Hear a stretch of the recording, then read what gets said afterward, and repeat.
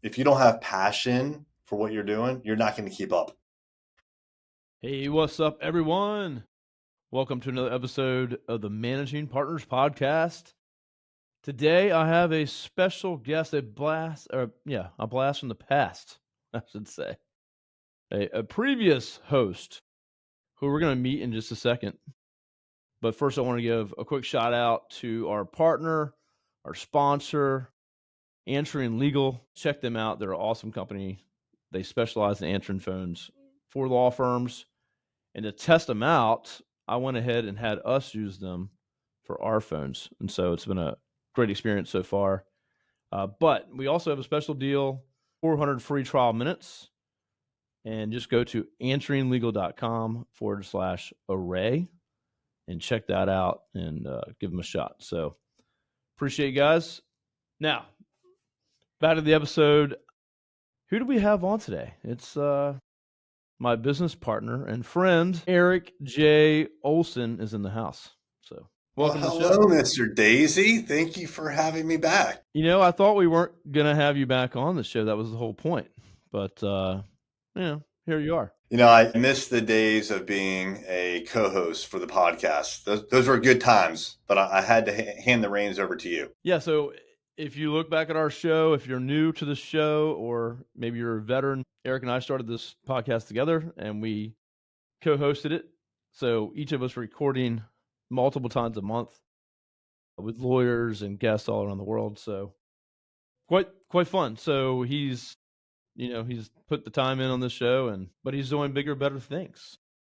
We're here to talk about some of those things today. And so, Erik, just I guess for those that may not know you, I mean, come on, they know you, but let's just pretend there's someone out there that doesn't know who you are. Give us a little background and about the show. Sure. Yeah, so my name is Erik J. Olson. I am the CEO of Array Digital and Kevin's co-founder. We've been at it now for almost 8 years, Kevin. Our 8-year anniversary is coming up.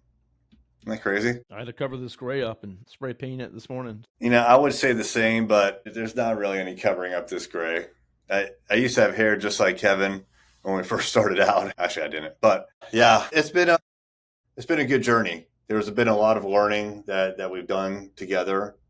I think we're both quite proud of the organization that we built, and yeah, so we started for those that don't know, Kevin said I used to co-host this podcast, and Kevin and I would alternate. So I'd have an episode where it was me interviewing someone, and he would have an episode where he interviewed someone. And about a year ago, we made a switch where Kevin took over the podcast and I started to transition out of the day-to-day business development and day-to-day management of Array Digital and focus on the larger organization. We own a couple of niche agencies, and Array was the first. And because of the success that we had at Array, we spun off a few other niche agencies, and they're growing and they need a little bit of TLC as well. So I stepped away from Array, and I'm working more at the portfolio level at this point, supporting all the agencies.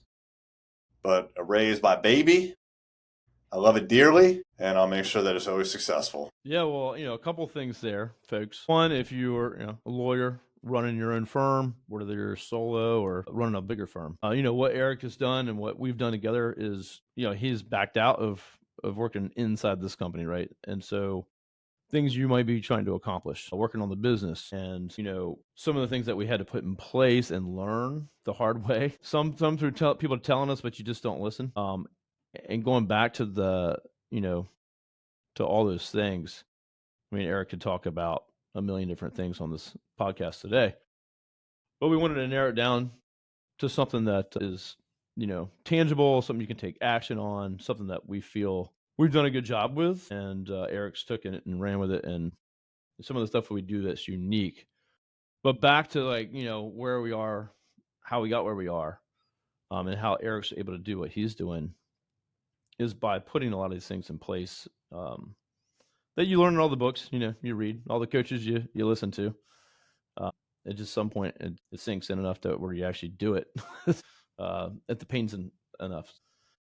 So yeah, Erik, what we're going to talk about today has to do with core values, but I think that goes back to the beginning of things. Where we kind of set some core values, and that's stuck with us. But elaborate on that if you want. Sure. So my role now is more on the business end of running the agency. And of course, that has a lot to do with numbers and with growth projections and legal, things like that.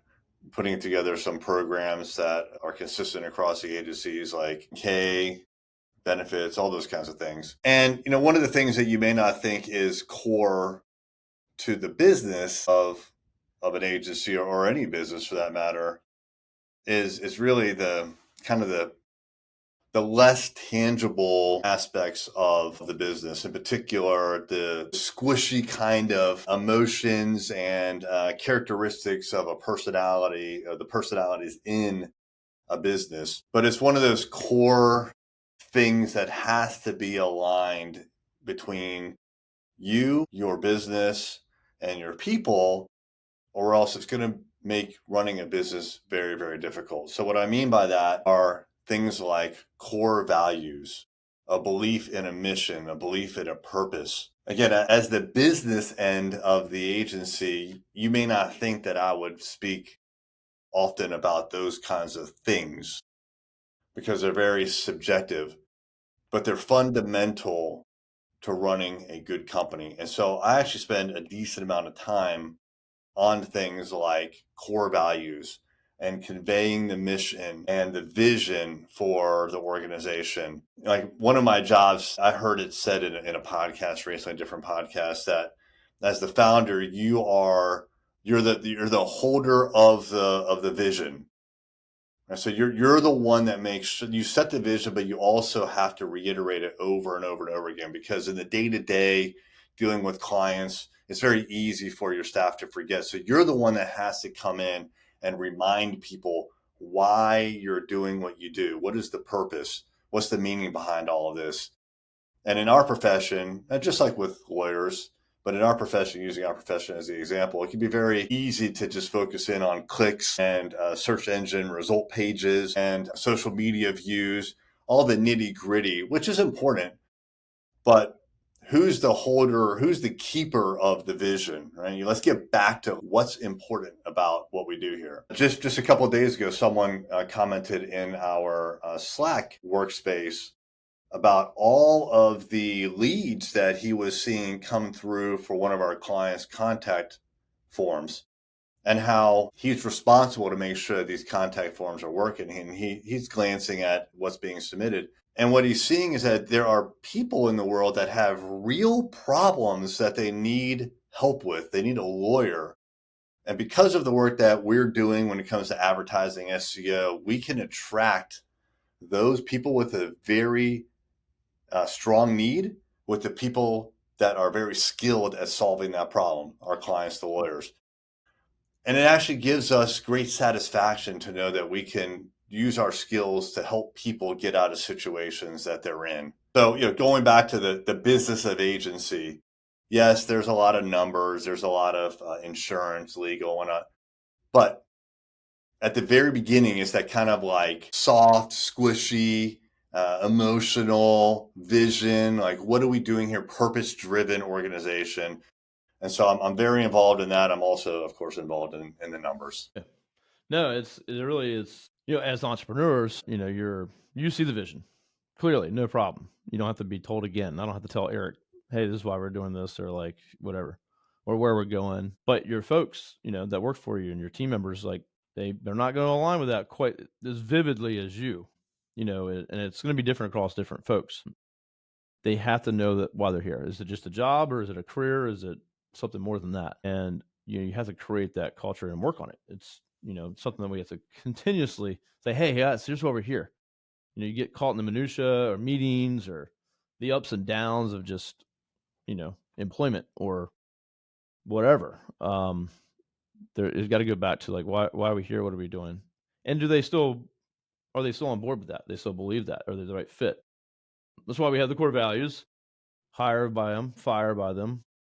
Do your analysis of how things are going by those core values to make sure you know both parties are on the same page, and that they need to be, or they want to be here, and that we need them here. And it's okay if it's not aligned anymore. It's not always going to be. So a lot of lessons learned out of that too. We've had our best folks, Eric. I mean, go start their own companies or go somewhere else or just go a different direction completely.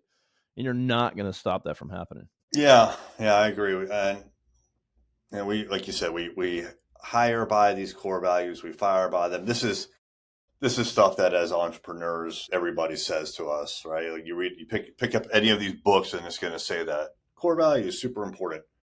Hire by them, fire by them. I think that we've done a pretty good job, I would say, of implementing these core values into the daily routine of the company. But actually, I want to kind of go back a little bit, take a step back as to how we got to where we're at when it comes to core values.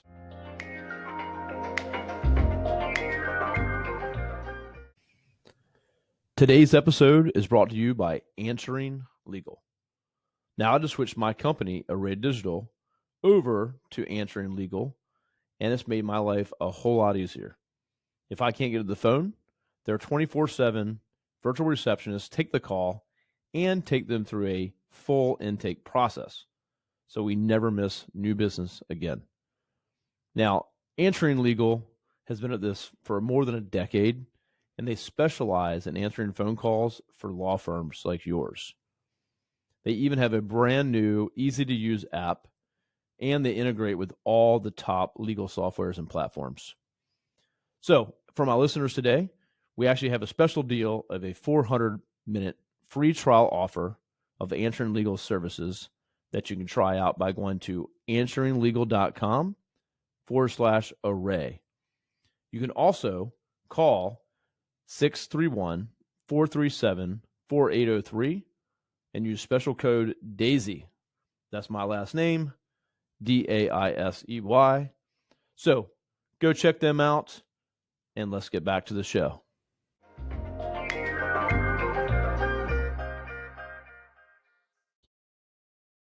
So both Kevin and I ran our own independent agencies before we met and merged to form Array Digital almost 8 years ago. And so the core value concept for me, you may have your own story, Kevin, but for me, it went to before Array Digital. And I was running this small agency, and there was a person that was working for me, and he was just struggling. It just wasn't working out. And even though I mentored and I compensated, it wasn't working out. And I couldn't really figure out what it was, but I knew he wasn't a fit. And I ended up firing the guy. And it was one of my first like real terminations, and it didn't go very well. And it was just a very difficult conversation for me to have at the time. And I didn't really understand like what the problem was. I just knew there was a problem, and I responded to the problem. Well, after he was terminated, I took a couple weeks to think about it and figure out like what was he missing that I needed. Clearly there was something or multiple things, that attributes that he did not bring to the table, and did some reading, and I came across the concept of core values. And so I started to think about, okay, well, what are some core values that I want in this company? And core values, as the entrepreneur, as the founder, it's as a founder of a company, which is actually not even really an official role or title. But if you're the founder of a company, it's actually your responsibility to define the core values that you want everyone in the company to operate under, or to bring to the table, and to make sure that they continue to operate and to live up to those core values. It's your job to define it. That's what I learned during this period of reflection after terminating the employee. And I came up with a series of core values. That was the basis. I started to hire and fire by those. And I started to actually say these things to my employees, the ones that were already there. And it was a little awkward because some of the core values that I had picked were inspirational, if you will. If the bar was set here with my current company on a particular core value, then I had set it a little bit higher. I wanted my existing team to get better, to rise to the core values that I was setting, but I didn't put the bar so high that it was ridiculous. So as an example, one of my first core values was on time. I just want you to deliver this product on time. That's something we believe in, right, guys? And the reason I did that is because at the time we were chronically late delivering product. If I said that this thing was going to go live on January 1st, 9 times out of 10, January 1st would come and go and it wasn't live.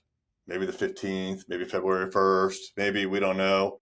And I'm like, okay, we can't have that. I need to at least establish that we're going to be on time. And that set the expectation and set the tone with the team. This is what I expect of you. Some people didn't like it. They wanted to be late. And I had to have some conversations with them. None of those folks are with us today. And we've since raised the bar even higher. No longer is it on time. We'll get into the details maybe of individual core values, but that was just setting the bar at something so that I could establish the expectations. And this is something also like as an entrepreneur that is it's quite weird. You may not be comfortable, but it's your job as the founder to set the expectations and not only set them, but to verbalize them and put them in writing. So it's a weird position as a person to say to some other professional that you know is very capable to say, this is what I expect of you. And as bluntly as I just said that, like that's how it needs to come across. Kevin, I expect X, Y, and Z. Are we on the same page? It's a weird thing to do, but it's very important to set those expectations, and core values are where you start to set those expectations. Well, yeah, I mean, to your point, you're setting them all along the way or after the fact, right? So now you have to take your existing team, and those listening may have like, why don't you have core values? You're gonna have to set those with the existing team, and some of them might not align, but you have to do that, right? You have to take the time to figure that out. And Eric did the core values for me. I think on a mission and a vision, and proudly put it on my website. I don't think I had core values. I knew of them. Eric's is the reason I got introduced to. Okay, what are these core values? And when we met, he was already preaching them and working them into things.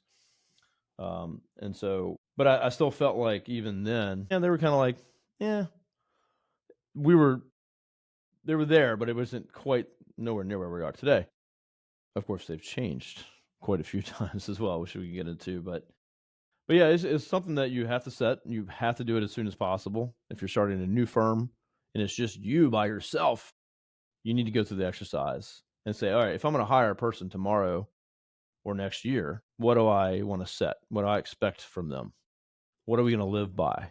That's important to do. So if you haven't done that exercise, I would definitely do that. If you have an existing firm with lots of people, it's just going to be more difficult for you, but it's still something you have to do. Yeah, and as Kevin just said, these core values have changed over time. And I think that's okay. Actually, I think that's a good thing. As the company matured, we saw that we should make some changes. And so what do you do in a situation like that where you recognize that something you've been preaching is not exactly your belief right now because the company's gotten bigger, you've changed as a person, the clients, maybe the industry have changed, things have changed. Should you feel like you have to stick with those original core values and never change them, or should they morph with you? I think you could probably guess for me, my opinion is they should morph with you. You should have an incredibly strong belief in every one of your core values. And if they need to change them and explain to your crew why they're changing. I think that's the important part. Don't just change them and say, all new core values. Just pay attention to these now. Forget about those old ones. Explain why.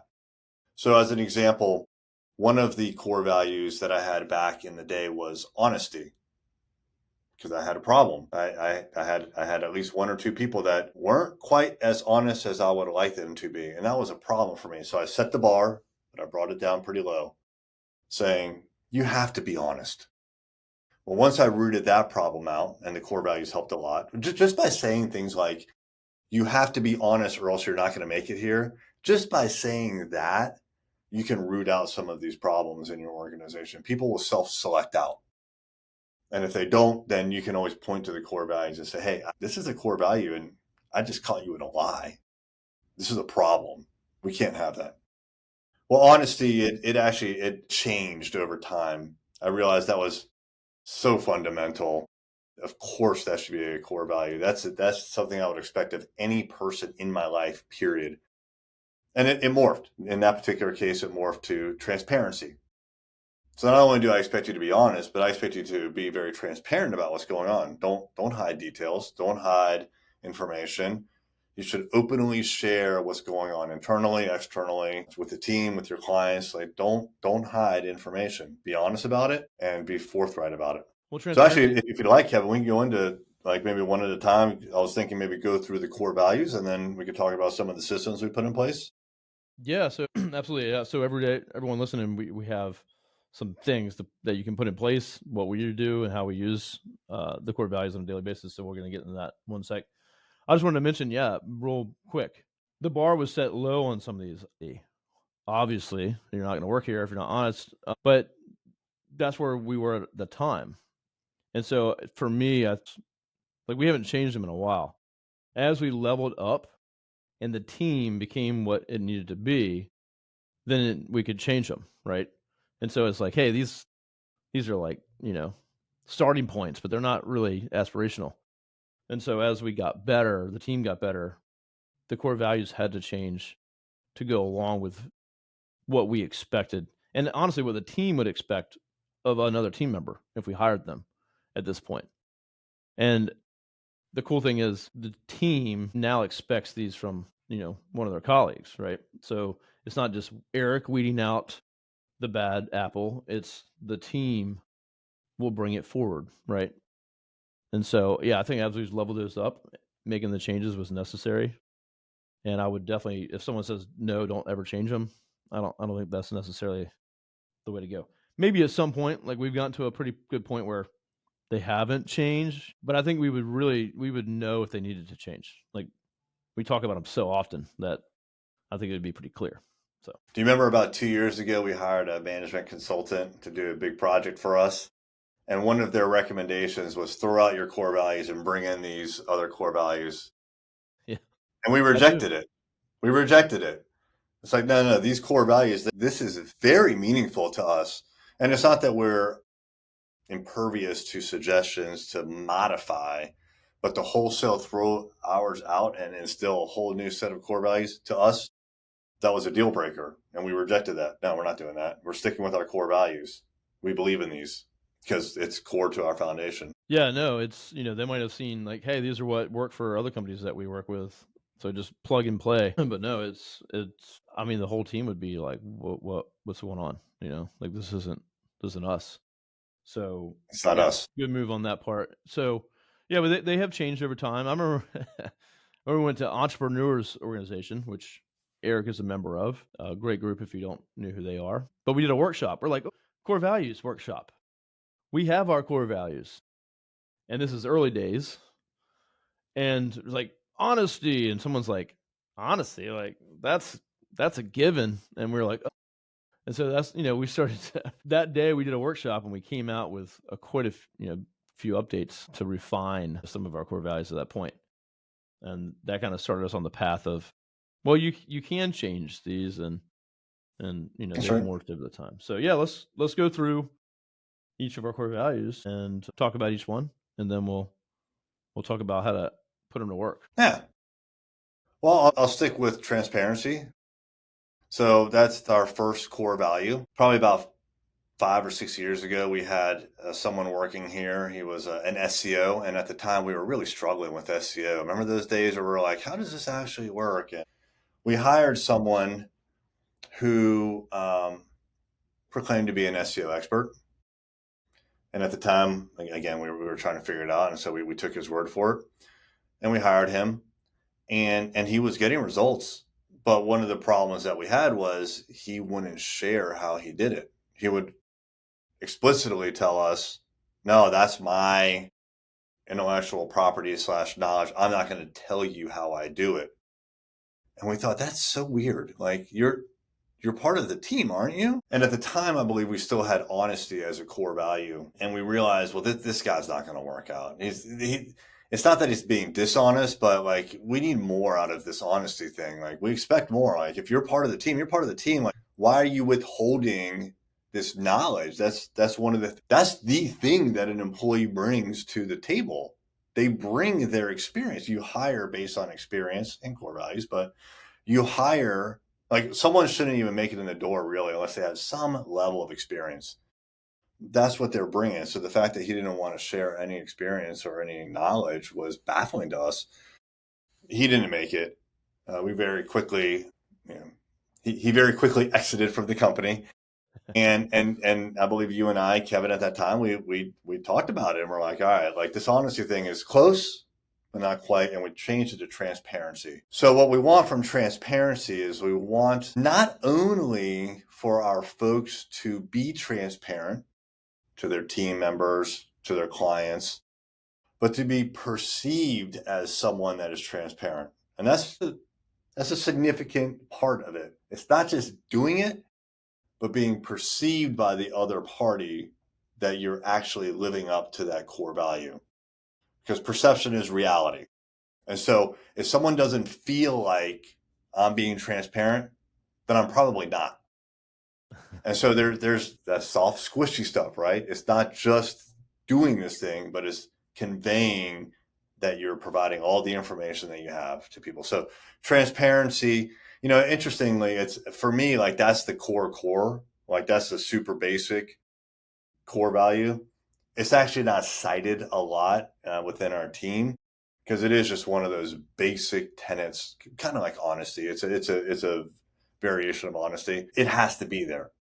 It just has to. There's no negotiation. If you're not transparent, then I don't know how I can work with you. Yeah, I mean, so yeah, when we get into like how we use core values and on a daily basis, you'll kind of get this. But yeah, when I give someone a transparency kind of you know points, or again what we'll get into in a minute, or say, hey, this employee or this team member was in trans, it's usually a bigger thing, right? It was a bigger event, if you will, and so it's not taken lightly. I feel like when someone does use that core value to say, hey, Erik was transparent, it's usually some bigger situation. So it's not used as often, but it's like it's definitely the most important of the core value. And I think the hardest to live up to. Quick example, as this was kind of a new core value. We do a lot of websites. We have hundreds of websites that we host and manage.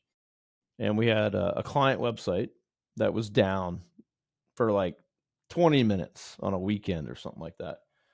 And we went to one of our team members and like, hey, did you tell the client? And they're like, no, the client doesn't even know. It was like on the weekend. So they don't know. We shouldn't say anything. Honestly, that's coming from a web guy. I'd probably be like, yeah, I don't know. And then something in Erik was just like, we got to tell him. And like, well, why? Like, no, let's not do that. So that's kind of started this whole like, well, let's let them know. Because what if they did see it and they just haven't told us yet? And they're just waiting in the background, looking for us to make a mistake.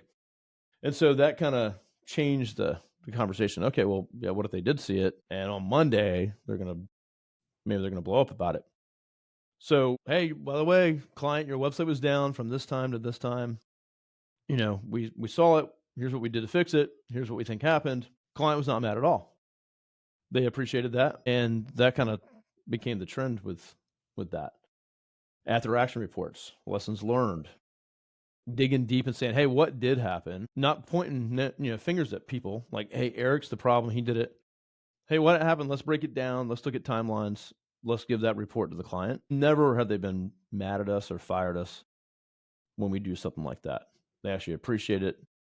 It shows that we can go forward and do things better. So just a quick story on transparency, and it can be difficult for most people to want to do naturally. Yeah, naturally, right. And the natural tendency is to cover your tracks, CYA.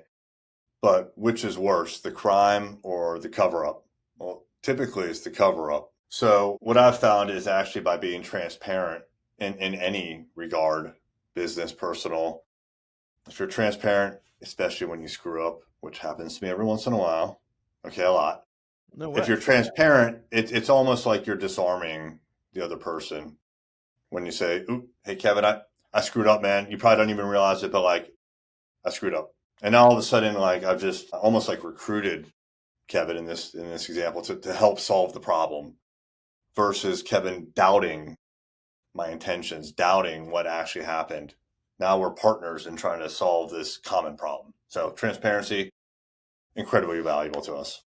Yeah, and it's hard to blame someone, hardcore blame them, when they came forward first and said, hey, I did this and I messed up. It can be powerful for the team. Absolutely. Now, something that's a lot easier for us to see and like put our hands on, so that's less squishy and soft, is quality.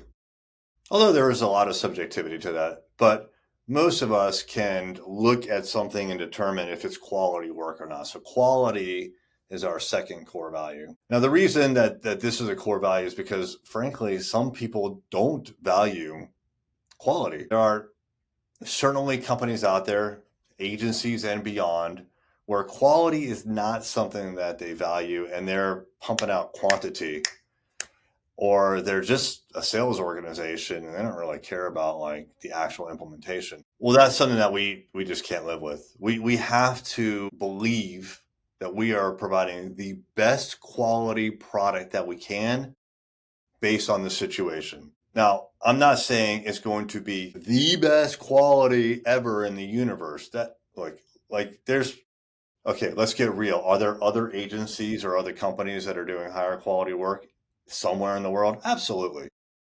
But given our position, our market position, our clients' budgets, all those things, are we doing the highest quality, best job that we can? That's the goal. So there's caveats to there. I'm not saying like we are absolutely no doubt about it, indisputable world champs number one. But we're going to be very, very good. We're going to believe when we look at a product that that is a quality product or service that we're providing that we stand behind. Very important. And like I said, some companies just either they haven't verbalized it or they don't actually live by that. For us, it's important to do both. So we live by quality. Yeah, I think to add to that real quick is I think lawyers listening the quality. When you put out you know the work that you do and you're going into a case, it's do you feel good? Your colleague, if they're kind of like, I'm gonna send this over, like you can feel it, you know it. Is this quality work, or do you have a comment, or do you have an improvement to it, right? And so we want our team to say, hey, Eric, you're not sending that over, are you? Because this isn't good. We need to fix this, and so we want folks to be able to share and come forward and then go, hey, can you look at this for me? Peer review it, whatever it may take. But do you feel good about the quality? You're going to feel good about it if you're ready to send it or not. So Yeah, so it's not only instilling in our individual employees that we expect quality work from you, but to also validate that your team members are doing quality work. So it's actually in our employee handbook that we encourage you. Actually, it's expected of you to speak up when you see something that is inferior. So if Kevin were to put out a proposal, as an example, he does a lot of business development. If he were to put out a proposal and I'm like, this is terrible. Like if I thought that, it's incumbent upon me, whether I'm the CEO or not, but as an employee at a radio digital to say, Kevin, we need to work on this. And so it's up to me as an individual. This is the expectation that we're setting with our folks is that I expect you as an employee to speak up directly when you see something inferior. You don't need to route it through a manager. Go direct and say, hey, Kevin, that's a no-go. Like we got to work on this. And so there's some personal responsibility there for sure, not only to create quality work, but to enforce that the organization is putting out quality work. which kind of ties in some transparency in there too. Hey, I'm being transparent here. We need to work on this. What's up next, Mr. Olson? Next is it's something I started to talk about a little bit when I said I had a core value back in the day about on time. I just wanted my team to get things done on time. That's all I was asking. Just don't be late, or at least not significantly late. Well, once we accomplished that and I rooted out some of the fundamental problems in the organization and we were on time, I realized that's great, but it's actually not good enough. It really needs to be more than just on time. It needs to be urgent. So if you have, let's say, a month to complete a website, absolutely you got to bring it in a month. But I'd really rather it be 3 weeks because if we can get it out and onto the server faster, that means that our client will benefit from that new website on their server. It'll start to marinate in Google and get more rankings quicker than if we just withhold it and take our time. So urgency is a big core value, and it's one of those things that that honestly, like we can butt up against that sometimes, and not just as a company, but as people. For whatever Hmm. reason, urgency is a very difficult one to master because our natural inclination is to preserve energy and put off something from today and push it to tomorrow. Well, I want to take those things from tomorrow and pull them back into today. So, as a personal anecdote, Kevin, you're very well aware of this. I have what's called a power list. And I tell my employees all the time about this. In the morning, before I leave the house, I write the 5 things that I want to do today. The top 5, actually, the only 5 things that have to get done today. And it could be things that I was planning on doing like in a couple days or a week, but I could pull them back into today and I write it down. And I go about my day. I structure my entire day to make sure that I get those 5 things done. So here's an example of how I make sure I do that. We use an internal communication tool called Slack. Hmm. And it can be very noisy, meaning like a lot of chatter and lots of projects and people with opinions and asking for your help and whatnot. I mean, multiple companies, and it can get very, very loud if I allow it to be loud. I haven't looked at it in hours. And it's not that I'm neglecting my team. I will look at it, but my goal, I write it down every morning on my remarkable. But my goal is before I leave, those things are done, or at least the things that I need to do here in the office get done. Those are the most important. So I prioritize today's tasking to not push it to tomorrow. So on a personal level, I have urgency when it comes to the critical tasks I need to get done. And I convey that story, I convey that way of working to the team. And hopefully we've all individually as staff members exhibited that in some regard. Yeah, no, the powerless is powerful. So it's been very useful for me. I only do three items usually, but it's it was still the same. If you got 2 hours to do something, you're going to take 2 hours to do it, right?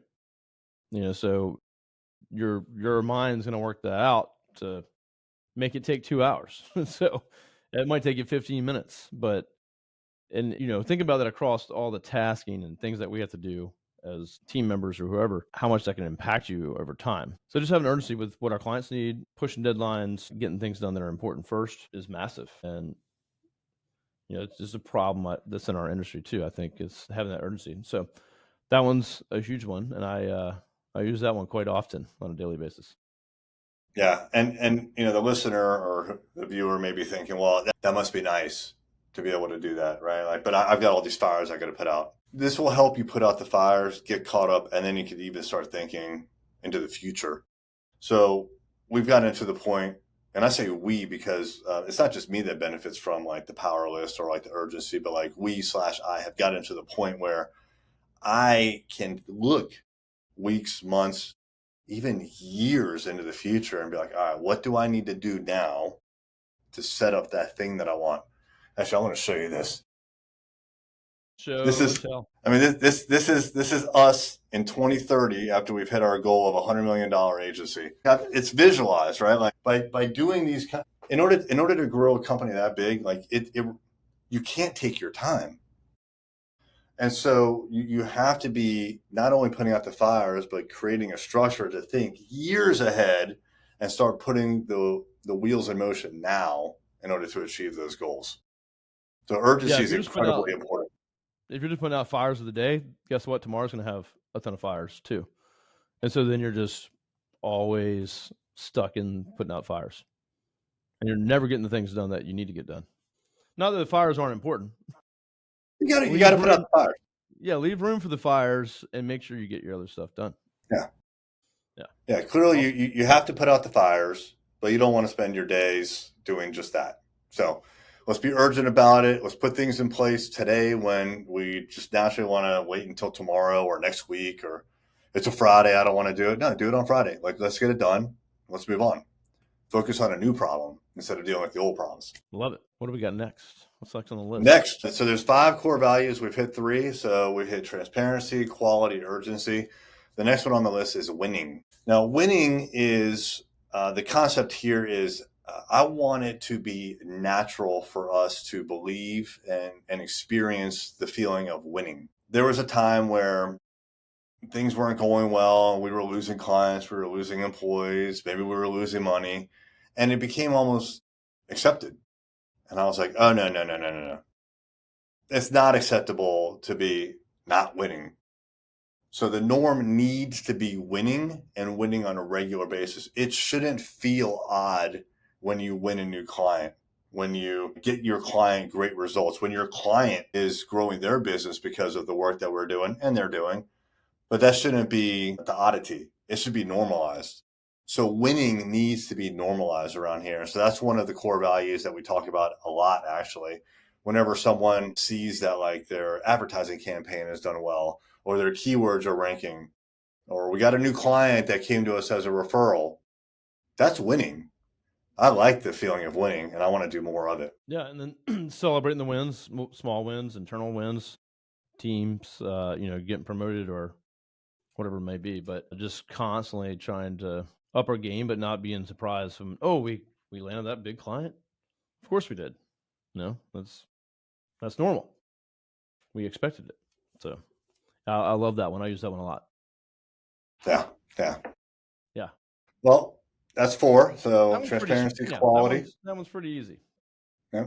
Yeah. So we've gone through transparency, quality, urgency, winning. The last and final core value for us is passion. Now, I told you the story before about the previous employee that I fired, and it didn't go well, and I wasn't really sure exactly what the problem was. And when it came down to it, one of the problems that I realized was that for him at the time, maybe it's different now for him, but at the time, this was a job. It was just a job. There was no passion. So whereas I then and now would just study the craft nonstop here at work, I'd do it. I'd go home. I'd watch videos. I'd read books.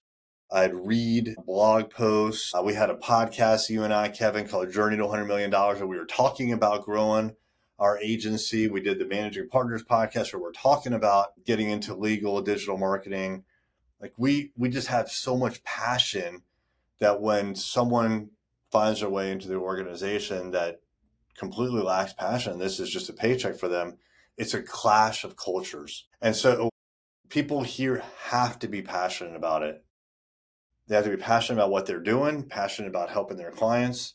And if it's just like they could take it or leave it, well, then I'd prefer that you leave it. And, we actually speak to job candidates, employees, and people who want to become employees. We actually tell them, like, hey, if you don't believe in these things, that's totally cool. No judgment, but we're not a fit. You have to have these core values. And passion is one of those things that, like, in our industry, you have to have it because the industry changes so fast. Almost literally on a daily basis, there is some sort of big breaking change in digital marketing, whether it's Google changing their algorithm or Facebook doing something or Instagram or Blue Sky or X. It used to be Twitter, now it's X, and there's different rules. Like it's constantly changing. Like I said, almost on a daily basis. If you don't have passion for what you're doing, you're not going to keep up. And if you can't keep up, then you can't adhere to the other core values like urgency, like winning. So you have to have passion to get in here. Yeah, passion was a huge one. We used to have learning, I believe, or something like That's right. that, and we had a couple different ones, and passion kind of wrapped them all up. It was, well, if you're passionate, you're going to continue to learn. You're going to continue to work on it. You're going to continue to get better. If you're passionate, you're also going to put out quality work, right? So there's a lot of things that passion drives. But yeah, if you're sitting here listening and you have paralegals that aren't passionate or they're not trying to get better, they've been paralegal, then is it really something that they should be doing? Depending on what your culture is over there. If you don't want to be a lawyer, probably not going to be a good experience for you or them if they continue to just show up every day, right? So, and if you're not passionate about being a lawyer, maybe you're passionate about running a business. I talk to lawyers all day. I don't want to be a lawyer. I want to run the business. Cool. Make that decision. But you're passionate about one of those things. Maybe you're passionate about both of those things. And I know plenty of lawyers like that too. So I think passion's that was a deal breaker. All of them are deal breakers, but you know that one I think it's easy to see too. Like if you have someone just kind of like showing up, they don't talk up, they don't speak up, they don't contribute. It's pretty clear that there's passion that's lacking there. Yeah. They're punching the clock. Yeah, absolutely. Yep. And that is one of the highest cited core values. And I'll get into that in just a second about the citations that we're referring to. But yeah, just for the sake of recapping for the audience. So we have the 5 core values here at Array Digital. We have transparency, quality, urgency, winning, and passion. Just like any other company that has core values, we say all the right things. We hire by them, we promote by them, we fire by them. They are printed on a poster right outside of my office here, right? Every company should do those things. Most companies stop at that point. They'll print it on a poster and they hang it, and then it's there. They kind of forget about it. Maybe it comes up at the annual meeting or quarterly meeting of the company, but they're not really living it. And I think all of us know, anyone who's in business that's listening to this or watching this right now, you know that you need to live by those core values, not just do the exercise once, print the poster, be done with it, put a check in the checkbox. No, you need to live by it. So as I was coming up with the concept of core values, I did a lot of research to see how other people are doing these things. Mission, value, core values. Mission, vision, core values. How are other companies doing this? And I modeled this system, which I kind of stole, borrowed, and modified from Silicon Valley. And the system is what we call the kudos system. So I think I mentioned before, we use Slack, and we have a Slack channel called kudos. And in that channel, anyone in the company can give someone else kudos. So as an example, I could say +5 points to Kevin for having me on the podcast, #passion. What I just did there is I awarded him some points, and it's a point value between 1 and 10 to a person, Kevin. It could be multiple people. And I have to cite the core value that it pertains to. In this case, this example, it was passion. And we have automation that records all of that. And then at the end of the month, the person who got the most points from their peers in each one of the core values is recognized, and the person that got the most points overall gets a cash bonus. So we actually put our money where our mouth is. I started that on day one. So it's probably like 8, 9 years ago, pre-Array Digital. And over the years, when times have been tough, when we've been cash strapped, when COVID hit, I wasn't sure about the future.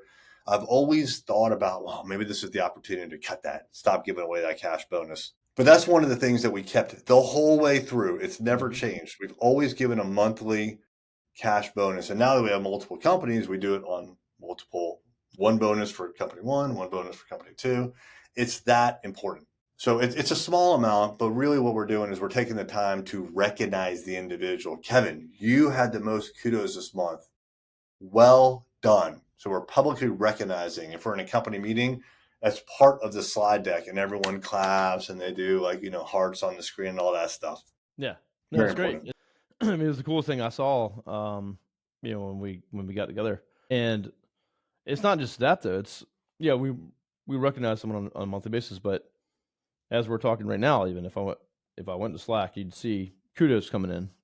Exactly. So peers are recognizing other peers, and they're given, hey, this person's done a good job, and they tell the whole company that in the middle of the day, hey, Erik is awesome, or he did a good job here. And people see that, and then they like it, and they heart it, and all this other stuff. And sometimes it's small stuff, and sometimes it's like big stuff. Like, hey, we just signed this big client, and you know, these people on the team helped make that possible.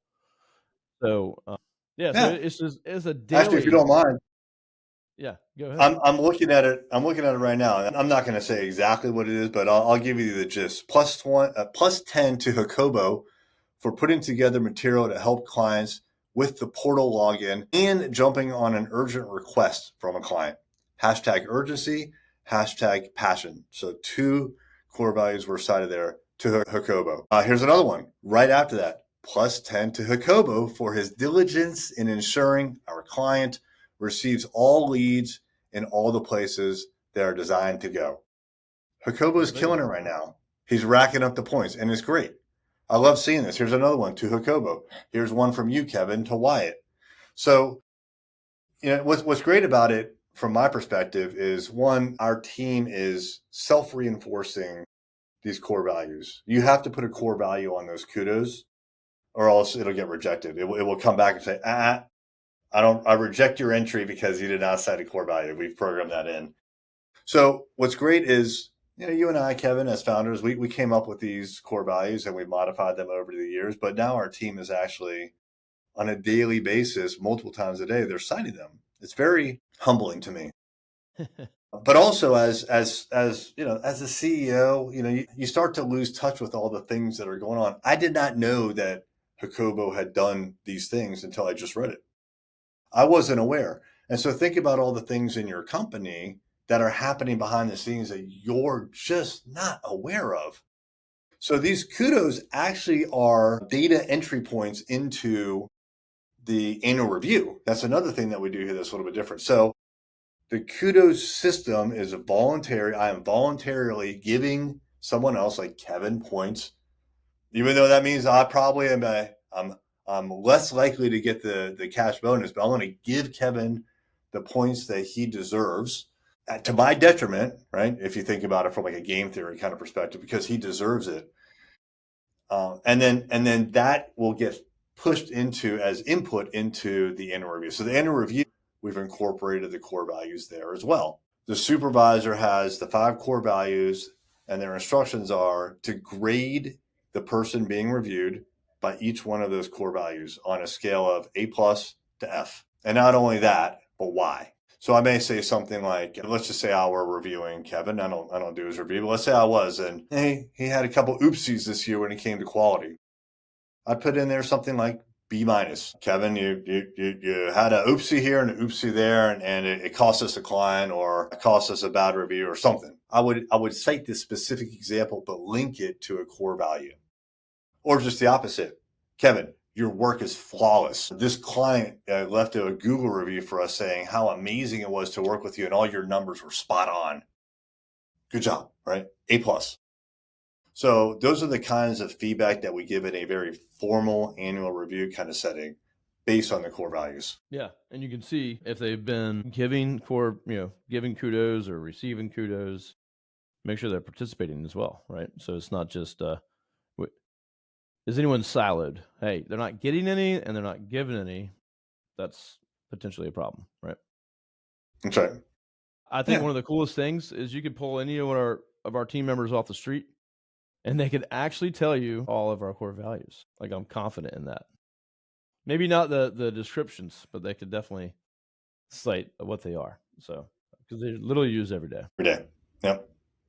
And they probably have some of their favorites that they use over and over again when it comes to kudos awards. But I would say confidently they could off the top of their head name 3 out of 5, and I'm okay with that. They remember the other ones, but it's across the board. At least they're very aware of our core values because it is used on a very daily basis. And those ones that I just read to you were just from 2 hours ago.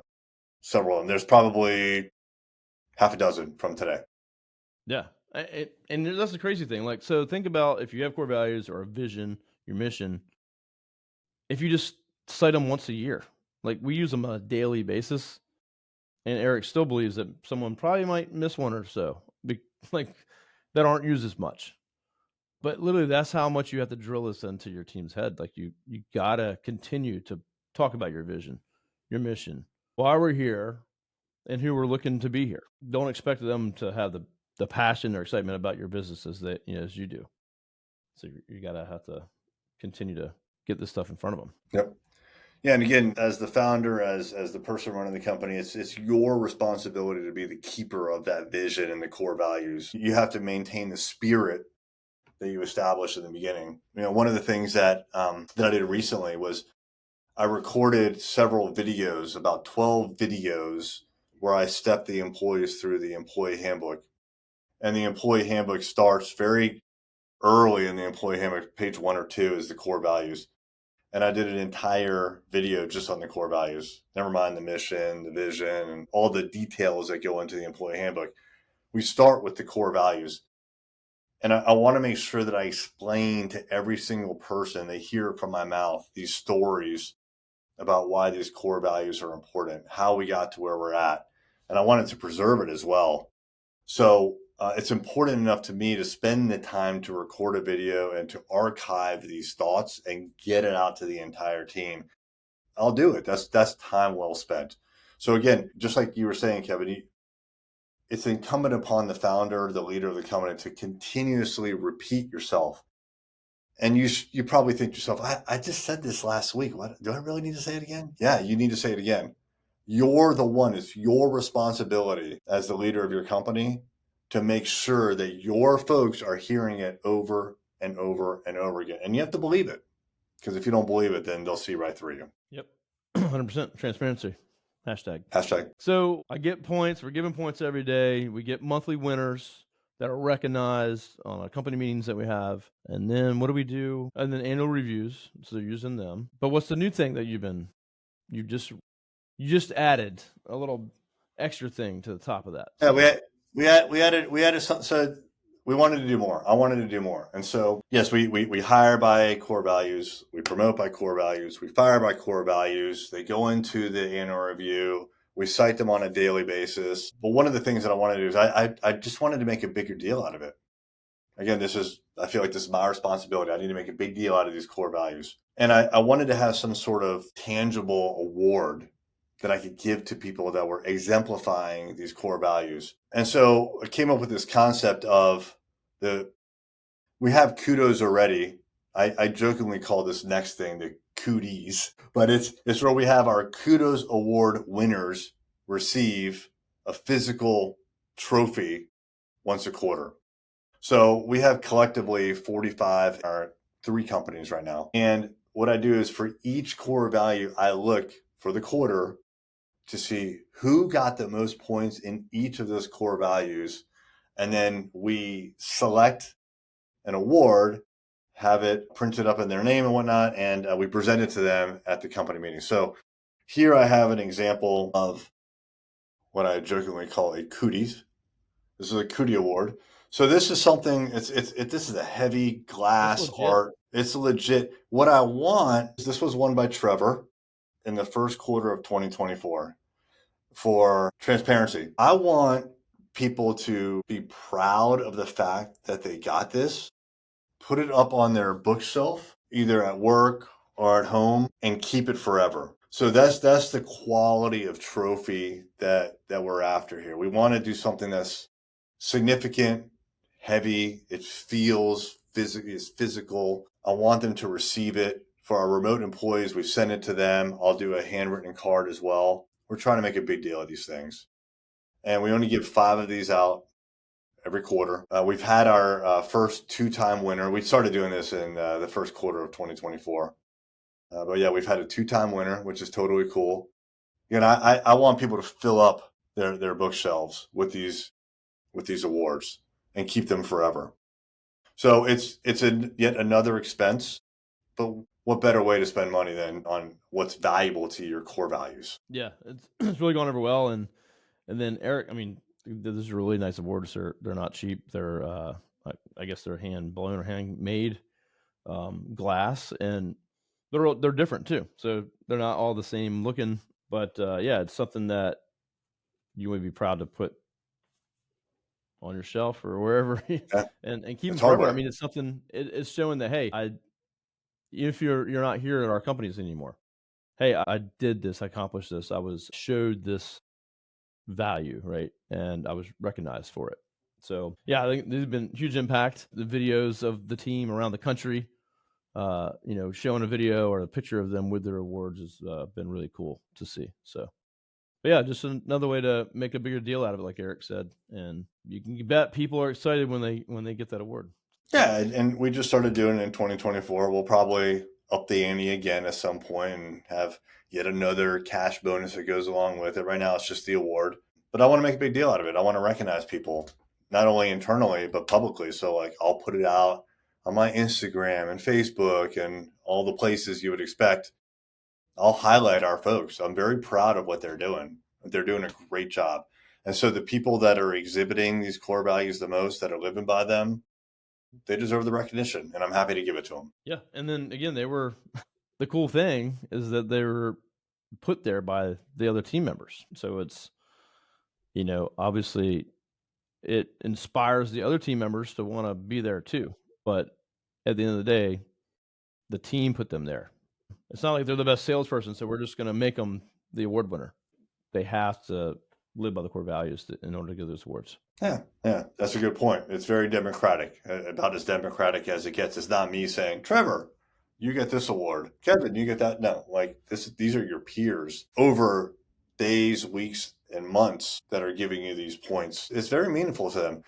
And we've had occasions where employees, when they get their kudos bonus or they get the cooties quarterly award, they can get a little emotional. They're surprised, and it's good validation that they need to be recognized that they're doing a good job. Yeah, and it's what it does for your culture too. I mean, it's again, it's not like, well, why did they win? There's none of that kind of like, yeah, why'd they pick him or her because they like him better? Like a lot of companies are like that, where it's just very like, you know, well, they work beside them or they're in the office, so they get extra care or whatever. But this is completely the team saying who they want to win, and so it's just really powerful, for Yeah, sure.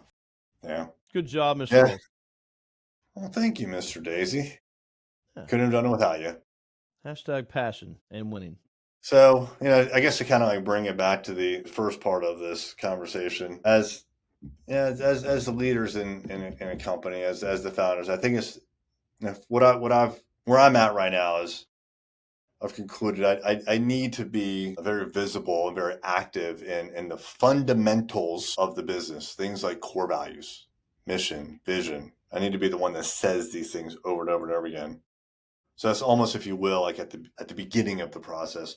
And then at the end, you have the actual results, right? Did we make money? Are we growing? So it's almost like you have to be like, I'm very active in the beginning and the end of this whole process. And I leave the in the middle for our company leaders. Right? So the senior leaders here, middle management, and individuals to take care of the actual heavy lifting of doing all the things that we're hired to do. So, and my focus is not on things like SEO. If you want SEO advice, like I could give you a little bit, but it may half of it be wrong. There's way better people to give that kind of advice. But as a leader, I think it's important to focus on the beginning of the process, core values, whatnot, the fundamentals, and the results. Yep. And if the team is living to those core values and we got the culture that we do, those things will be taken care of. It's the way to do it. Things are going well. So if you're listening and this is something you haven't really dove into, or maybe you just have your core values on a wall on your website, you got questions about what we've done here or how we've even set up like the Slack or the automations and Zapier and all these kinds of cool things, reach out. Let me know. Connect with Erik J. Olson. How can they follow you and check you out if they don't currently? Sure. So, yeah, again, my name is Erik J. Olson. It's Eric with a K, and Olson is spelled Olson, not N. I should know that. I'm quite active on social media, so you'll find me on LinkedIn at Erik J. Olson. Also, I hang out a lot on Instagram and the new hot social media platform, which I probably shouldn't mention because by the time this comes out, it may not be hot anymore. But Blue Sky, I'm spending a lot of time on Blue Sky. So whenever there's a new hotness when it comes to social media, I usually jump on it and see where it goes. So yeah, reach out to me. You can always find me on LinkedIn. That's the easy place to go to. Just search for Erik J. Olson, CEO of Array Digital. I also have a book which is behind me where I talk in more detail about some of the things that got us to the point of being $1 million company, which we've long surpassed. It's called $1 Million Journey. It's on Amazon under my name as well. Excellent. Yeah. Well, again, if anyone's just reach out to me too, I'll happy to make a connection to you. Or if you just again have any questions about some of these things, more detail about what we've done, and always looking for feedback too. So if you have a suggestion or something else, folks will always reach out to me and say, "Hey, what if you did this or added that?" It's awesome. Please do. Please share. Leave a comment. If you're watching this on LinkedIn or YouTube, I will see those comments. I'll get back to you. And if you message me on LinkedIn, I'll get back to you as well. So, well, Erik, I appreciate you coming on. Back on the show. I'm not sure when I'll let you back on, but it's been pretty informative today. Well, thank you for that, Kevin. Thank you for letting me back in.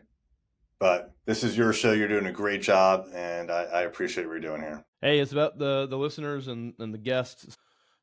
Learning. I learn along the way, and obviously get to listen to what my guests have to share, and just trying to provide value to everyone out there. So, if you're in a law firm, this show, we bring a lot of cool, talented guests on here, and I'm always trying to cover, what you guys are looking for. So if you got any, thoughts, topics you want to hear, guests you'd love to see on the show, if you think you could be a good guest on the show, you've done something interesting in the legal space or with your law firm, reach out and connect with me, and I'd love to have you on the show. So until then, we'll see you on the next episode.